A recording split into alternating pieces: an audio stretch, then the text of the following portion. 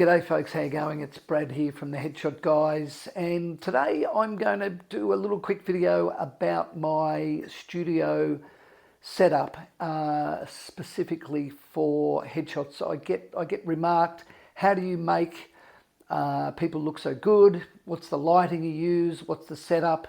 So today I'm going to take you through really quickly how I set up for a headshot session. Now, recently it has changed. I'm always trying to tweak it, and I watch a lot of videos, YouTube videos, what other people are doing. I'm always looking to make my light look better, but I also at the same time like to keep it really simple. So right now I'm using a 25-inch softbox. It's a soft beauty dish, I suppose, for a use of a better thing. It's got two panels, and also the reflector disc, I suppose, in the middle, which makes it a little bit more of a designated beauty dish. Now, the change I've made more recently is that rather than have the beauty dish pointed at the subject, at my client, which would make it this angle, almost like this, I now have it pointing straight down into a reflector. So the light that is falling on the client is light that's coming out this way. Yeah. So it's a little bit softer, and I find that it just has less hot spots in it. When you shine a light, even if it's big and it's beautiful and it's soft, it's still, you can get some hot spots on a person's face.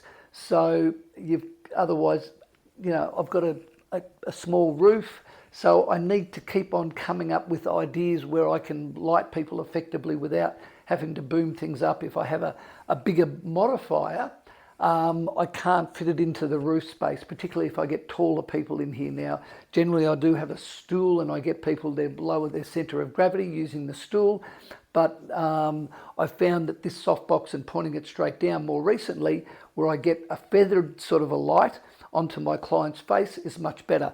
It's also bouncing into a silver reflector, which I sit underneath the client's chest area, and it bounces some light back up underneath and lights them quite evenly in the end.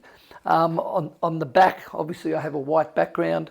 I have some AD200s, one on either side, that is doing a cross light, which makes the background nice and white. And the distance I have from my client to the actual backdrop itself is probably about 6 feet, 5 to 6 feet, which allows me to turn off these backlights really quickly using the transmitter on top of my camera, and I can darken that background really quickly.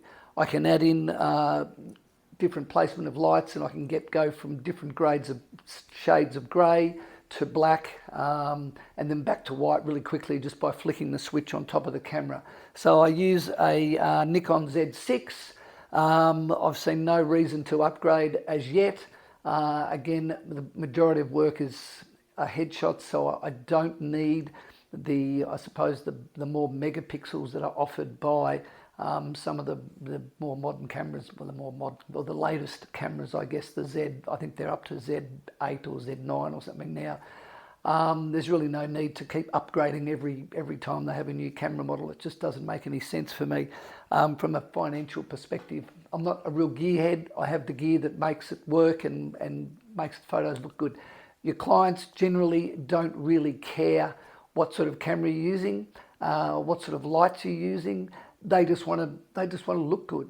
So for me, tweaking my lights and tweaking my modifiers are about making my clients look better. It's not really about appeasing the photographic community or making sure I'm always using the latest and greatest, because it's not always important. That's it. That's all you get for today. Any questions about that? I'm Brad from the Headshot Guys.